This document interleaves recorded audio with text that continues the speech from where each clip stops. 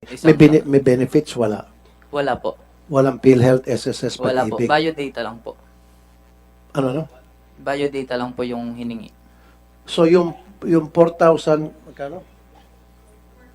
4,500, nakukuha mo ng buo yun? Hindi po ako sumahod sa kanya eh. Hindi ka sumahod? Opo. Ilang buwan ka nag-work doon? Wala po akong buwan nag-work doon. 2 weeks lang po ako, Your Honor. Ba't ka napaalis? Hindi ka tumagal? Hindi, baka po, natakot po ako agad, Your Honor. Baka ako po yung saktan din. Matulad po kay Ate LG. Baka ikaw ang susunod? Opo, ganun po. Kaya po umalis ako. Ang sama din po kasi ng ugali, palagi po nagmumura. Kahit po, ipapahiya ka po niya sa mga customer po.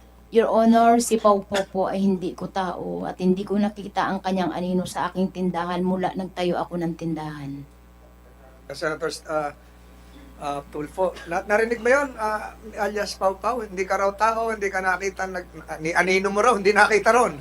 Yung tao po ako, sir, pero Okay. nagtrabaho Tao ka, po talaga ako sa Hindi kanya. hindi raw nakita hindi raw nakita kahit anino mo doon. Hindi niya po kasi talaga ako maalala, sir. Gawa po ng, ng 2 weeks lang talaga ako doon. Tinaga po yung kamay ko, maigi po at Paano po? tinaga po yung kamay ko, maigi po at likod ng gulok ang pinantaga niya sa akin. Tinaga kayo ng gulok. Opo. Malakas. Opo. Baliktad, likod. Binaliktad Sabi po, yung likod po. niya.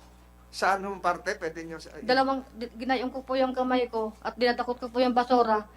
Tinaga po gayon, hindi na po gaano sinubrahan ng lakas. pero kung hindi baliktad yung talim, Ay baka po naputol ang kamay ko. dalawang kamay, isang kamay. Dalawa po. Sino po ang gumawa? Si Franz po. So mula Mayo hanggang Disyembre, kumusta naman ang trato sa iyo bilang isang kasama sa bahay at katulong sa tindahan? Pag ako po ay napasok sa kanya tuwing araw-araw ay lagi po niya akong minumura dahil bagal na bagal ko daw tumarbaho. Magkano usapan niyo sa sweldo? 4-5 po ang sahod ng isang buwan. Ang ginagawa ko po, nagbabali-bali na lang po ako ng pang sa bahay. Hindi, kumpleto naman ang sweldo ninyo. Binabayad niya. Hindi ko na po yun dahil pag alis ko po noong buwan ng December, hindi na ko po nakipagkwentahan sa kanya. Hindi, nung umpisa niyo lang, nung nag-umpisa kayo magtrabaho noong May 2, 2017, hanggat December, buo ba ang sweldo binabayad sa inyo? Wala po. Wala, hindi kayo pinapasweldo? Hindi po, ay bali-bali lang po hanggang umalis ako eh. Magkano ang binabali ninyo? Ay di mga bigas po lang, mga grocery, yun lang po, tsaka mga ulam. Walang pera. Wala po. Walang binibigay sa inyong pera. Wala po.